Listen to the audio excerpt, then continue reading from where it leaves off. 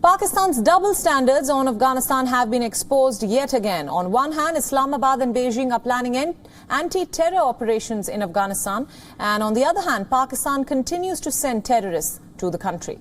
The decision to launch joint action was taken in a meeting between Chinese Foreign Minister Wang Yi and his Pakistani counterpart Shah Mahmood Qureshi. China shares a small border but a strategic border with Afghanistan. This as the country's Xinjiang province borders with Afghanistan.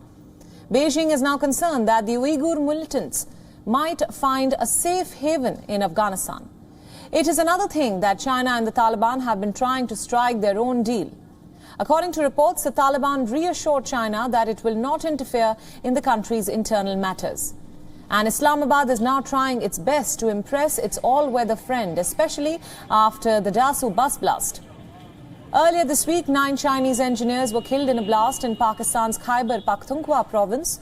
And Pakistan earlier said that it was a gas blast, but later admitted that it was explosives that were used. This after China refused to accept Pakistan's version. Beijing now fears the spillover of terror activities from Afghanistan in the areas where the construction of the China-Pakistan Economic Corridor, or the CPEC, is underway. China is not the only nation that Pakistan is now trying to woo. Islamabad is also trying to convince the US that it has been taking concrete steps to help improve the situation in Afghanistan. Earlier, Pakistan returned 46 Afghan army personnel to Afghanistan, and Pakistan said that the troops were given a safe passage and were returned after necessary clearance. The timing of the incident is crucial. Pakistan's National Security Advisor Moeed Yusuf has left for the US, and according to reports, he is being accompanied by the Pakistani spy agency, the ISI's Chief General Faiz Hamid. The key area of focus will be the violence in Afghanistan. Pakistan has been making several attempts to mislead the world on its activities in Afghanistan, but the ground reality is different. The Afghan government has made it clear that the Pakistan-based terror group Lashkar-e-Taiba and Jaish-e-Mohammed are shifting base to Afghanistan. Both these terror groups carried out attacks on India.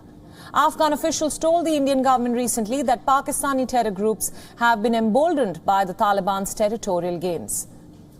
Earlier in a summit in Uzbekistan, the Afghan President Ashraf Ghani said that more than 10,000 terrorists from Pakistan have now entered Afghanistan.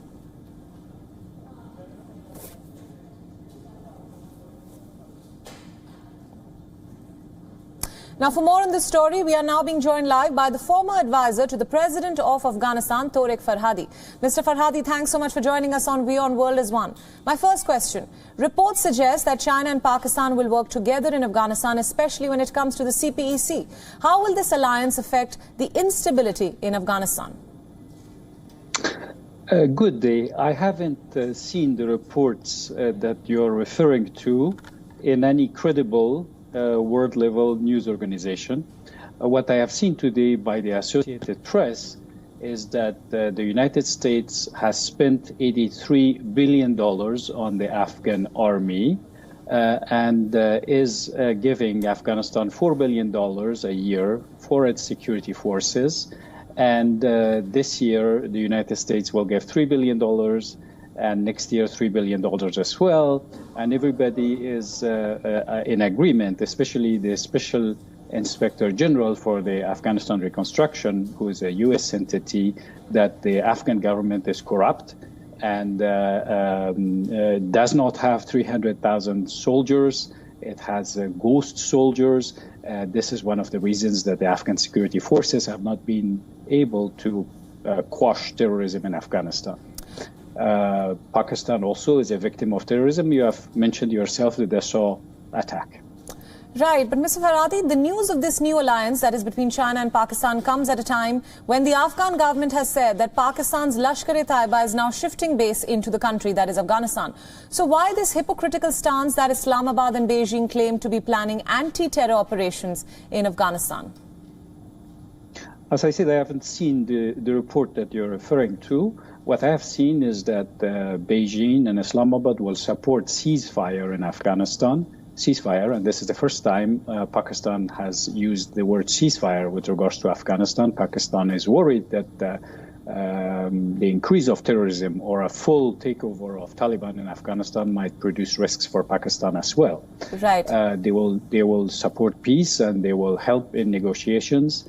They will bring the Taliban to the table. They will put more pressure on the Taliban, and I agree that they should put more pressure on the Taliban, and that they will help the negotiation process.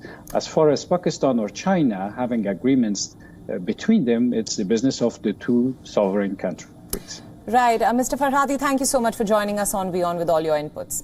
WION World is now available in your country. Download the app now and get all the news updates on the move.